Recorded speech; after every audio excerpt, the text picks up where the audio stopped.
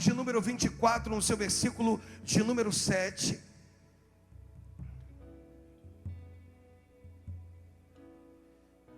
O texto diz assim, ó. Vamos ler juntos, está sem ver aqui, por favor. Isso, vai soltar o som lá em cima. Vamos lá, a gente pode ler juntos? Pode ser, Marcelo, você puxa aí e a igreja lê. Eu já te expliquei, quando chega no versículo 8 tem uma pergunta. É o sacerdote quem faz e os adoradores respondem, amém, amados? Amém? Então vamos lá, com fé, vai. Levantai, ó portas, as vossas cabeças, levantai-vos, ó portais eternos, para que entre o Rei da Glória. Quem é o Rei da Glória? O Senhor forte e poderoso, o Senhor poderoso nas batalhas. Levantai, ó portas, as vossas cabeças, levantai-vos, ó portais eternos, para que entre o Rei da Glória. Quem é esse Rei da Glória? O Senhor dos exércitos, Ele é o Rei da Glória. Você pode dar uma salva de palmas para Ele?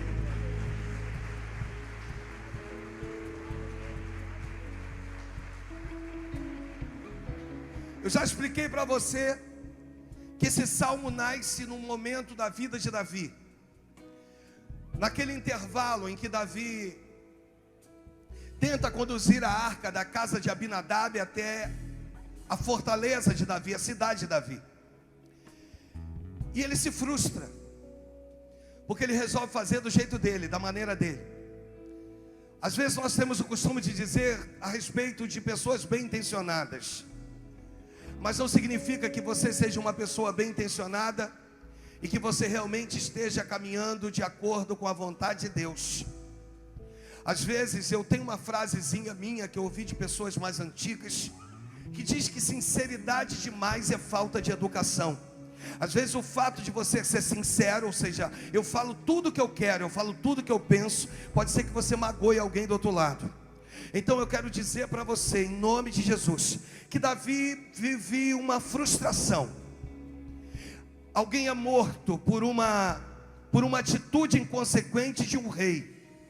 Então alguém morre. Uzá morre porque ele não calcula o preço da torre. E Jesus vai nos ensinar isso, a calcular o preço da torre, para que uma vez em meio a uma construção, as pessoas que nos vejam diante dos alicerces que já foram preparados, não zombem de nós dizendo, ele começou e não terminou. E é tão lindo quando você entende que existem coisas que você precisa começar e outras e as mesmas que você precisa terminar. E Davi vive esse misto lá no segundo livro do profeta Samuel, no capítulo 6. Essa coisa de um autoquestionamento. Eu não sei se você já viveu isso na tua vida. Eu não sei se você já passou por um momento da tua vida que você olha para dentro de si, você olha para as coisas que não estão de repente fluindo da maneira que você gostaria, e você diz então, Senhor, por que não está fluindo? Por que não está acontecendo? Agora Davi, é certo que você conhece o texto, e o texto diz que a arca da aliança fica 3 meses na casa de Obed-edom. Quanto tempo a arca da aliança fica na casa de Obed-edom? 3 meses. E são 3 meses dificílimos para Davi, porque você imagina alguém acostumado a entrar numa batalha e vencer batalhas, acostumado a olhar para um gigante e dizer para ele, tu vem contra mim com lança, com espada, porém eu vou contra ti em nome do Senhor dos exércitos. Alguém tão destemido, e que agora se vê diante do Criador, diante do Senhor, de alguém muito mais poderoso que ele, de alguém com uma força ilimitada, de alguém com um poder que não tem como calcular o seu nível de poder. Esse é o Deus que eu sirvo, é o Deus que você serve. Davi vive 3 meses de aflição, 3 meses de dúvida, 3 meses de incerteza, 3 meses de frustração. E eu volto a dizer, Deus então não se manifesta. Eu quero falar que às vezes a frustração é só o Senhor trabalhando dentro de você, para que você cresça da maneira que Ele quer que você cresça, para que você chegue aonde Ele quer que você chegue. Deixa eu concluir isso aqui para você entender. E Davi vive esse nível de frustração, como eu um dia já vivi. Na verdade, uma ou duas ou três, várias frustrações. De você achar e olhar e falar consigo mesmo, vai dar certo, eu sei que vai dar certo. E de repente as coisas não darem certo da maneira que você espera. E você bem intencionado, com o teu coração voltado para fazer as coisas da forma perfeita, da forma que você entendia que agradaria a Deus. E de repente você não vê as coisas funcionando. Você olha, você coloca as mãos. É um nível de pastor que libera sobre a tua vida Salmos de número 2, versículos de número 8. Você ouve, você repete, mas você não consegue viver. Você não consegue tomar posse disso. O texto diz assim, pede-me, e eu te darei as nações por herança, e as extremidades da terra por tua possessão. Eu quero hoje falar sobre isso. Eu quero falar sobre um nível de frustração, um nível de uma palavra recebida por vocês. Porque se tem uma coisa que eu sou expert, é de receber palavras ministradas sobre a minha vida. De quem está pregando, de quem está sendo instrumento de Deus para a minha vida. Eu consigo estar no meu lugar, na minha posição, ainda como pastor, dizendo: Deus, eu recebo. Você pode dizer isso? Você pode dizer? Você pode declarar aí, quando você recebe uma palavra, quando você entende que é para a tua vida, você diz: Deus, eu recebo. Mas de repente você recebe e você não vê se cumprir algumas coisas na sua vida. Porque agora a arca da aliança, a presença de Deus está na casa de Obed-edom. E na casa de Obed-edom, a arca fica durante 3 meses. E aí entra um questionamento: o porquê de 3 meses? Por que ela precisa ficar na casa de Obed-edom 3 meses? E eu preciso hoje tratar de algumas coisas com vocês aqui. Eu preciso mostrar para vocês que quando Davi, eu vou voltar nos 3 meses. Quando Davi, eu hoje estou sem esboço, irmãos, e vamos deixar que o Espírito Santo nos usar aqui. Quando Davi, ele resolve trazer a arca da aliança, no versículo de número 12 desse texto, o texto diz assim: então avisaram a Davi dizendo: o Senhor abençoou a casa de Obed-edom e tudo quanto tem, por amor da arca de Deus. Foi, pois, Davi com alegria fez subir a arca de Deus da casa de Obed-edom. Versículo 13.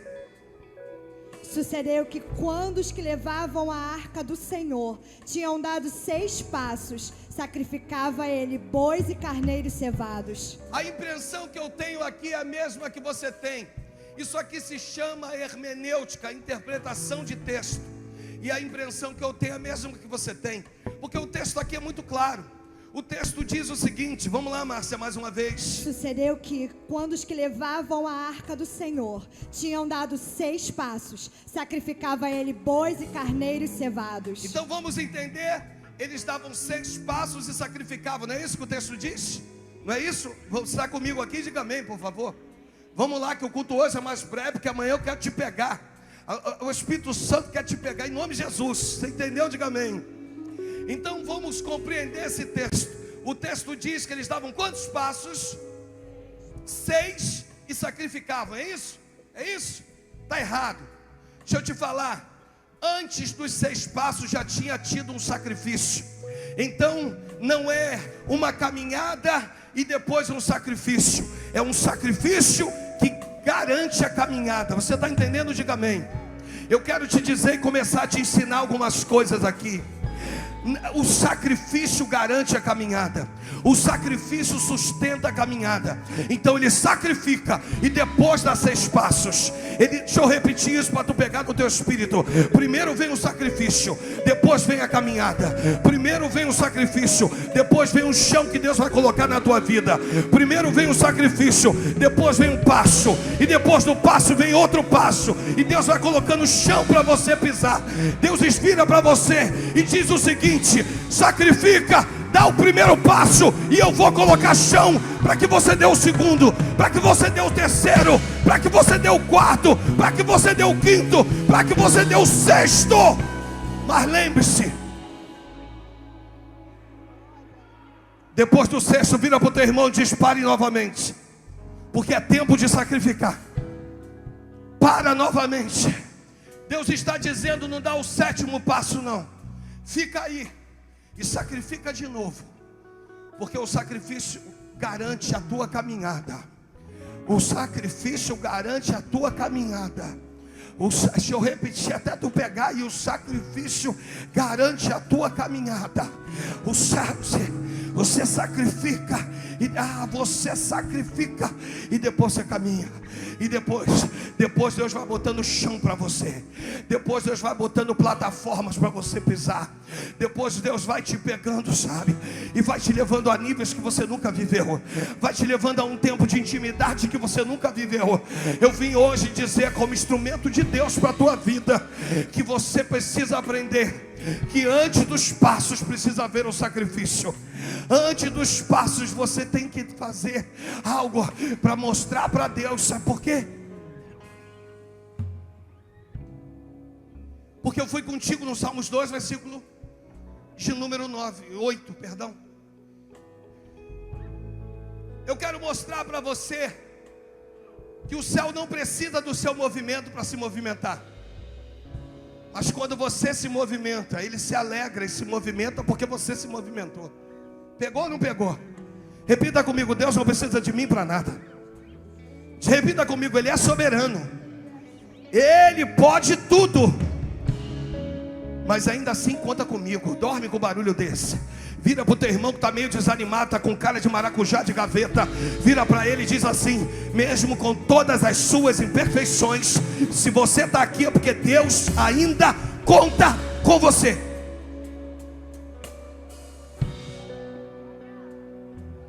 O Espírito vira e diz assim: é tempo de levantar, sacudir a poeira e dar a volta por cima. A Bíblia diz que o apóstolo Paulo foi apedrechado, lançado para fora da cidade.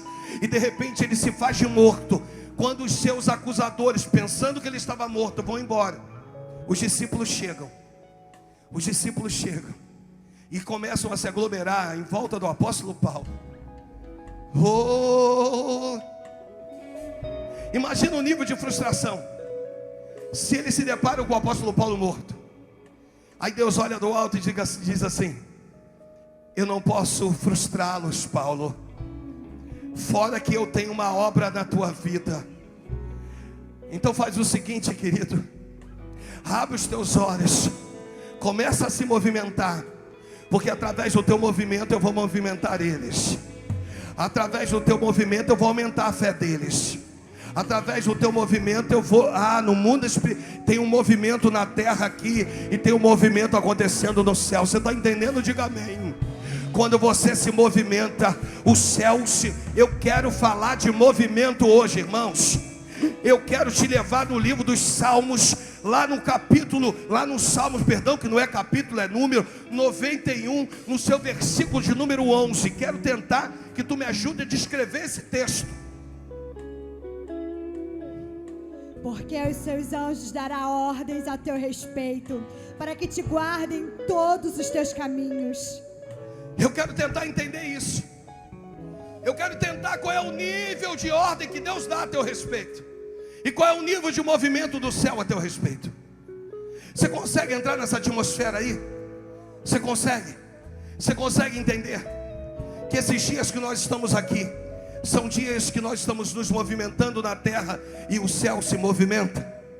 Você consegue entender que esses dias são dias que Deus está dando ordem a anjos? Que Deus está dando ordem a anjos para tocar, sabe? Para curar, para libertar. Deus está dando ordem a anjos. Ele vai se converter, sim, Deus está dando ordem a anjos. Ela vai se converter, sim, Deus está dando ordem a anjos. Ei, repita comigo: eu já sinto o movimento. Fala com fé, fala com fé. Diga: eu já sinto o movimento no céu. Vai. Diga: eu já sinto o movimento no céu. Diga: eu já percebo o movimento no céu. Você vai chegar para alguém abatido, abatida, e você vai virar e vai dizer: o céu já está se movimentando. Já tem um movimento. Bate palma porque é para ele.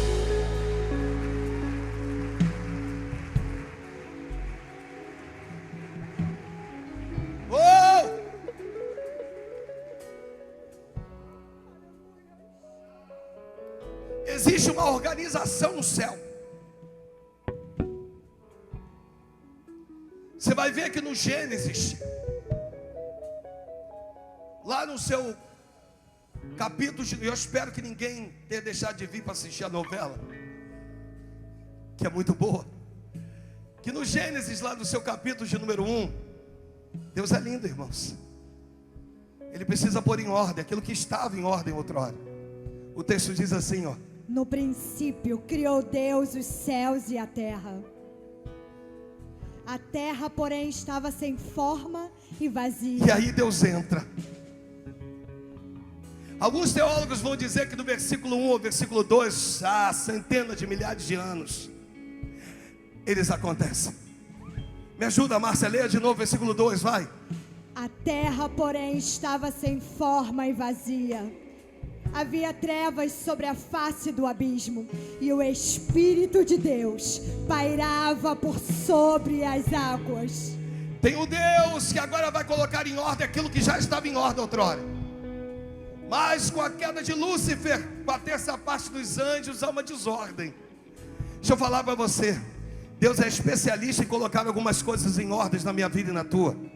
Então quando Deus dá uma ordem aos anjos, vai, repita comigo, quando Deus dá uma ordem aos anjos, toca assim: a meu respeito, há um movimento no céu. Preste atenção, eles não vão colidir, porque há uma harmonia entre eles. Você entendeu? Diga amém. Há uma harmonia entre eles. Como assim, pastor? Eu percebo isso lá em Isaías, no capítulo 6, no ano da morte do rei Uzias. No versículo de número 1 ele vai dizer: eu vi o Senhor assentado sobre um alto e sublime trono, e as abas de suas vestes enchiam o templo. No versículo 12 ele diz que serafins estavam por cima dele, e que cada um tinha 6 asas, com duas cobriu o rosto, com duas cobriu os pés, e com duas voava. Você imagina esses serafins cobrindo o rosto, cobrindo os pés, e com duas voavam. Você imagina nesse texto que eles não colidem, eles não batem, eles estão voando ao redor do trono. Versículo de número 3. O texto diz: e clamavam uns para os outros, dizendo: Santo, Santo, Santo é o Senhor dos exércitos. Vem cá, vem, e não bate. Eles não colidem, está entendendo? Vai um para lá, vem outro para cá. Eles não batem, eles não colidem. Eles não colidem, eles não batem. Tem ordem no céu, mas tem anjos se movimentando a teu respeito. Eles não colidem, eles não batem. Eles estão em harmonia. Tem harmonia no céu a teu respeito. Deus quer colocar coisas no lugar na tua vida. Tem harmonia, tem harmonia, tem harmonia, tem harmonia por você, por você, por você.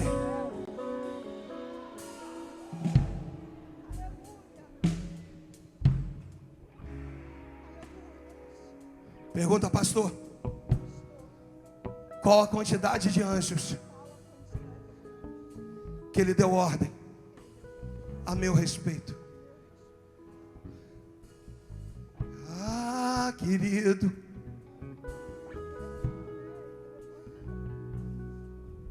a Bíblia diz que um anjo, quando Davi decide fazer um censo, contar o povo, seus guerreiros, incitado por Satanás, e Deus reprova, Deus envia um único anjo.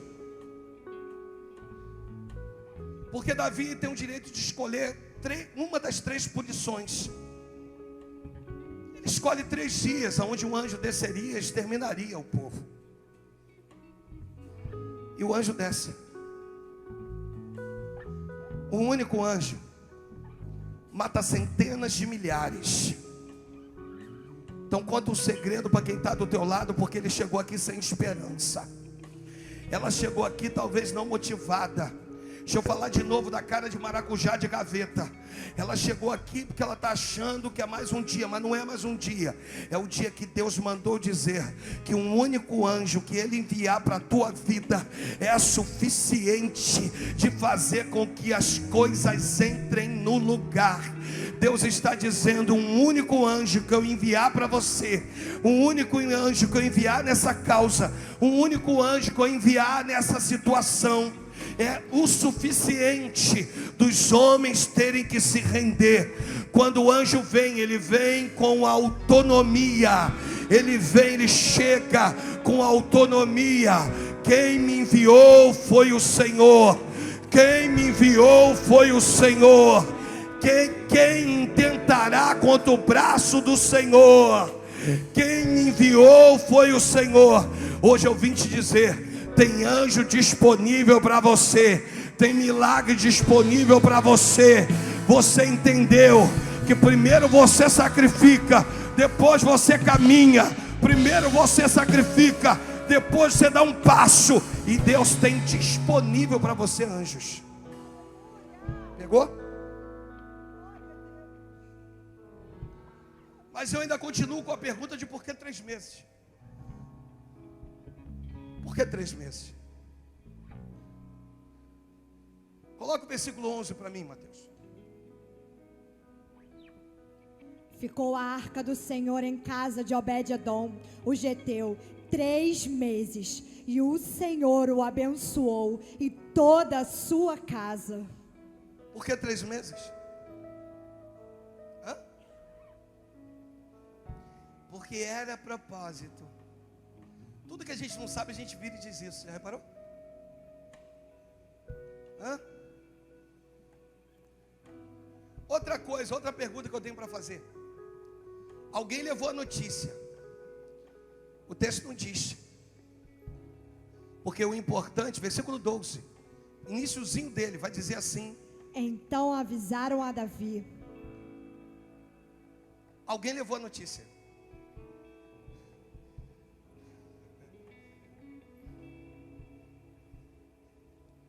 O importante não é quem leva. O importante é a notícia que vai ser dada. Por que 3 meses? Por que só depois de 3 meses é que começou a ecoar que Deus estava abençoando a casa de Obed-edom?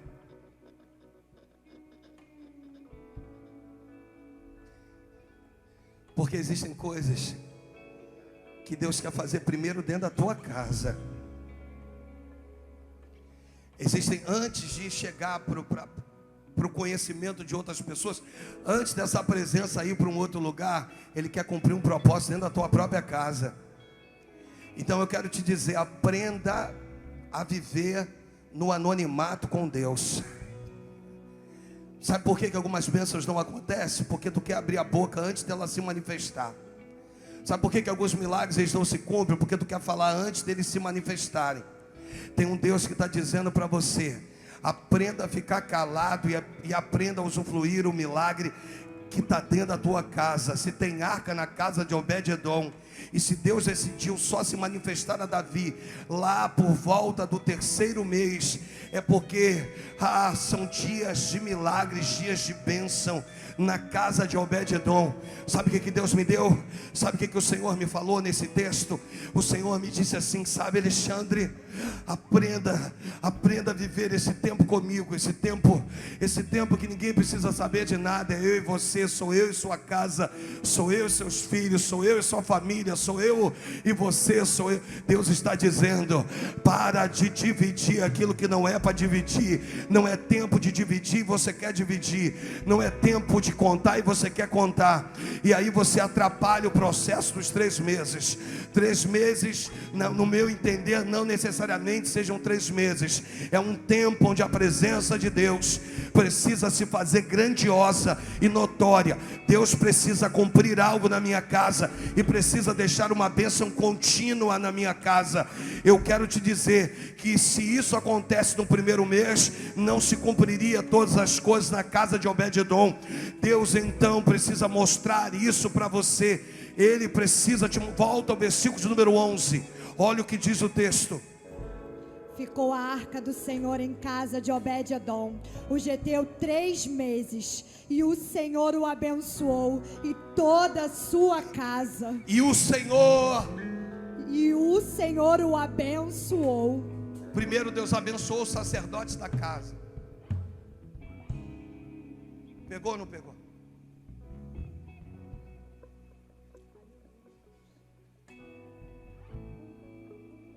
Você já viu a responsabilidade que está sobre seus ombros?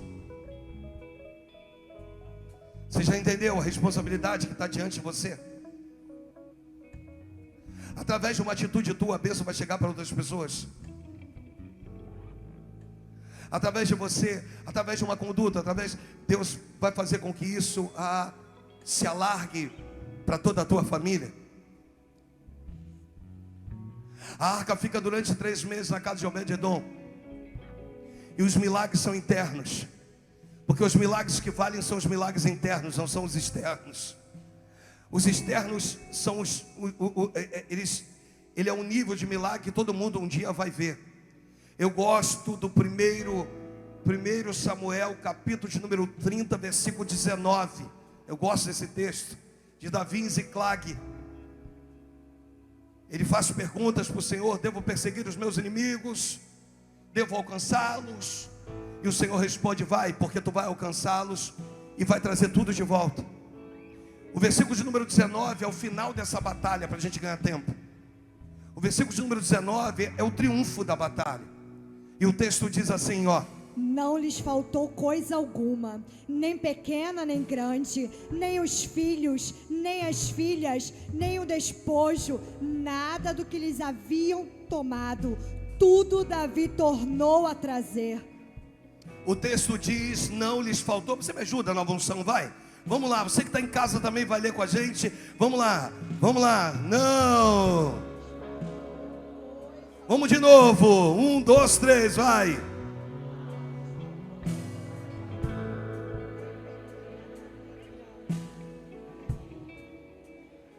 Nem pequena. Por que as coisas pequenas vêm na frente das grandes?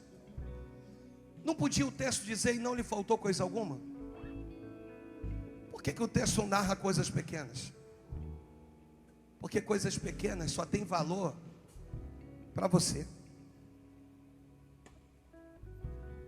E tem um Deus tão lindo, tão maravilhoso, que Ele vira e diz assim: sabe aquelas coisas que para outras pessoas não tem o menor significado, mas que tem para você? Essas eu vou te dar primeiro. As coisas pequenas. É um Deus que olha e diz assim: eu sou o Deus das coisas grandes, mas também sou o Senhor das coisas pequenas. Pegou ou não pegou? Sabe aquele desejo mais profundo do teu coração? Você, esposa, não tem coragem de contar para o teu marido. Você, marido, não tem coragem de contar para a tua esposa. Você, filho, não tem coragem de contar para o teu pai. Porque parece que é tão insignificativo, é tão para eles. Se você contar, eles vão espizinhar de você. Eles vão dizer: mas isso é tão pequeno. É pequeno para eles, mas para você é importante. Então existe um Deus que eu te trouxe aqui para dizer: eu sou o Senhor da tua vida e cuido de você, tanto com as coisas pequenas como com as coisas grandes. Sabe o que Deus faz quando Ele me dá as coisas pequenas? Sabe o que Ele faz com você quando Ele te dá as coisas pequenas? Ele faz com que o brilho dos teus olhos irradie. Sabe, Ele quer tirar brilho dos teus olhos. As coisas pequenas é aquilo que não importa para ninguém, só para você. Pegou? Tem alguém próximo de você? Dá para você ser canal com essa pessoa? Dizer assim: tem um Deus que hoje entrega nas tuas mãos com ousadia, vai, com ousadia, as coisas pequenas e também as coisas grandes. Não se preocupa não, que elas virão. Elas são sequenciais, mas as pequenas é para te fazer sorrir. Esses dias, irmãos, foi muito engraçado. Eu tive um sonho, desses sonhos engraçados, né? E acordei sorrindo. E aí despertei Só que eu continuei lembrando do sonho, que eu não lembro mais agora, e fiquei rindo. Aí a esposa do meu lado falou: você está rindo de quê?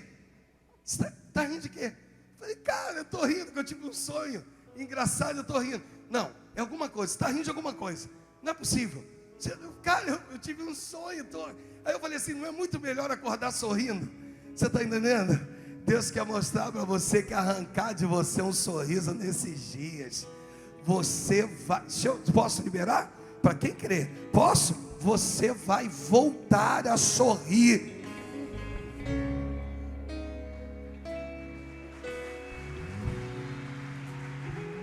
Voltar a sorrir.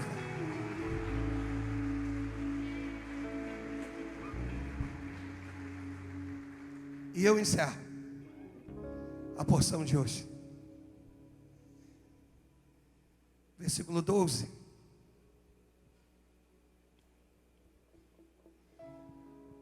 O texto diz assim: Então avisaram a Davi dizendo: o Senhor abençoou a casa de Obed-edom e tudo quanto tem por amor da arca de Deus.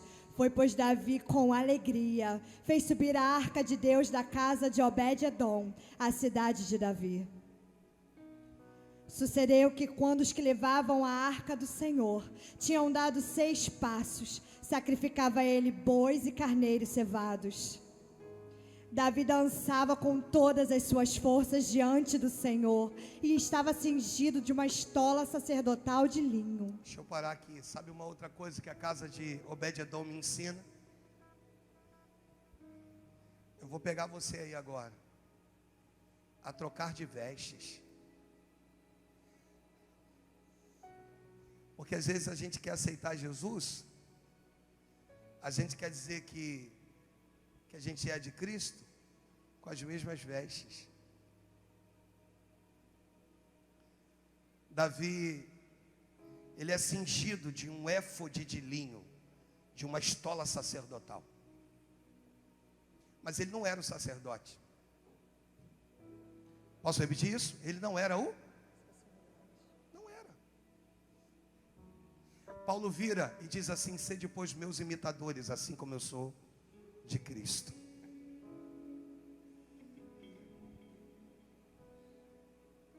Jesus, ele vai o tempo todo mostrar para os discípulos que eles têm que ser parecidos com ele. Nós vamos entender essa questão quando o apóstolo Paulo fala a respeito dos dons. E buscai, pois, os melhores dons. Nós vamos entender o apóstolo Paulo quando vira Timóteo e diz que quem almeja o episcopado, boa coisa almeja. Eu não sou, mas eu busco. Eu não estou ainda na qualificação, mas eu busco. Eu quero me tornar parecido. Alguns, de forma arbitrária, diz que Davi sacrificava. Não! Ele só usava a estola sacerdotal. Deus está virando para você. Eu quero te ensinar o que o meu pastor um dia me ensinou, pastor Níger Martins. Ele virou para mim e disse: Alexandre, quando você estiver diante de um homem de Deus, e que ele estiver talvez ministrando, sei lá como for, estenda a sua mão e diz: Deus, me faça parecido com ele. Porque se ele é o reflexo de Cristo, você também será um dia o reflexo de Cristo. E quantas das vezes meu pastor estava pregando, sendo extremamente usado por Deus, e eu lá no meu cantinho, estendia minha mão encolhidinha, porque ele podia ser que ele não entendesse. E eu estendi e dizia: Deus, me faz pregar. Deus, me coloca um dia no altar. Deus Deus está dizendo para você que precisa trocar as vestes. Precisa de vestes novas. A casa de Obed-edom ensinou para Davi de que ele precisava trocar as vestes. Que as vestes que ele estava usando, ele não poderia usar no percurso que ele tinha para fazer. E o Espírito Santo hoje vira para nós, a unção, e diz: é com vestes novas.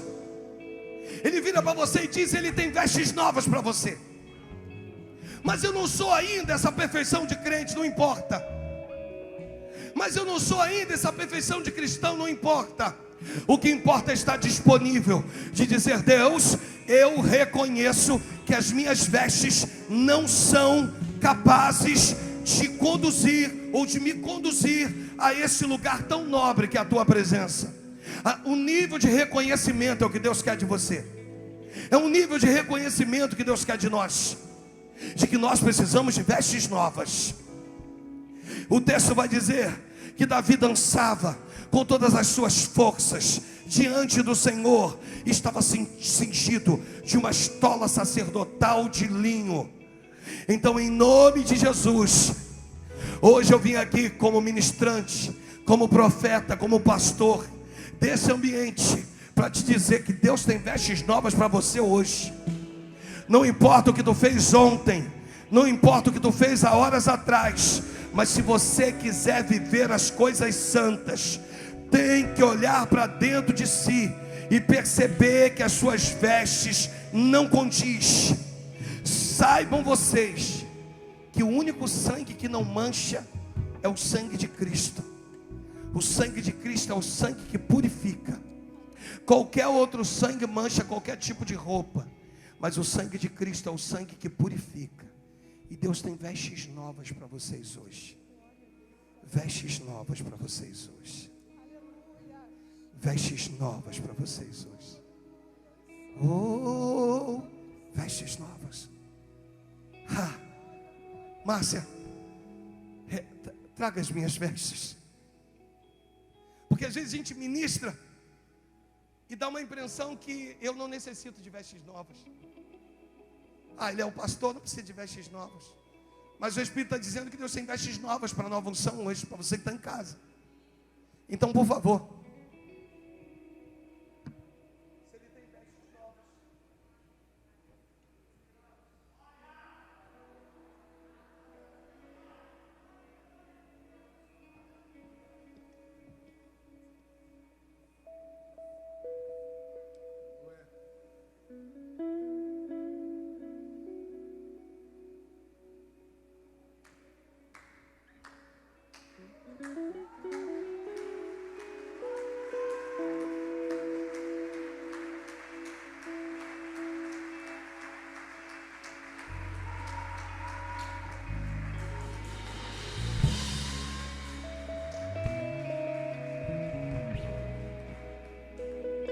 vestes novas. Você não pode mais ser o mesmo. Se você mentia, tu não pode mais mentir. Se você traía, tu não pode mais trair. Se você falava mal do teu irmão, tu não pode mais falar mal. Vestes novas Ele tem para a igreja. O leão.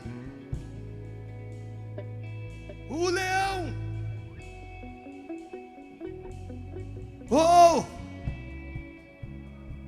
Nós temos ministrado uma canção. Sabe, ela tem ficado no meu coração esses dias todos. Mas eu consigo ouvir no mundo espiritual o rugido do leão. O rugido do leão. Eu não sei se você sabe, mas quem caça é a leoa. É ela que caça. Por isso eu deixo minha esposa em casa fazendo todas as coisas. Qual é o papel do leão, pastor? É rugir. Quando o leão ruge, a presa fica apavorada, desnorteada. Aí a leoa vai e captura. O rugido do leão tem dois principais fundamentos. O primeiro é posicionar o teu inimigo, de saber que se tem um leão rugindo, eu não posso tocar nele, eu não posso tocar nela. Segundo, é acalmar o teu coração, porque se o leão está rugindo, tem alguém por você, tem alguém com você, tem alguém contigo, Você pode repetir isso, você na tua casa. Tem um leão rugindo por mim. Existe um leão, há de existir, rugindo por você, por você. Fique de pé em nome de Jesus.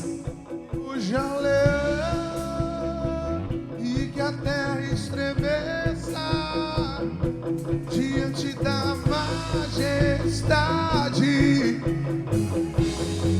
Eu queria que você fizesse o seguinte: que fôssemos portadores. Mas você não vai encostar nessa pessoa, ok? Você vai fazer como a Márcia fez comigo. Vem, traga as vestes. Ruja o leão e que a terra estremeça. Eu queria que você fosse canal para alguém. Diante da majestade. Para 1, 2, 3, 10. Eu queria que todos, de uma forma em geral, ou a grande maioria, pudesse sair dos seus lugares. Eu quero te convidar a isso. Diga para essa pessoa: Deus tem vestes novas para você hoje. Nesse penúltimo dia, Deus tem vestes novas. E depois das vestes trocadas, nós vamos entrar pelos portais.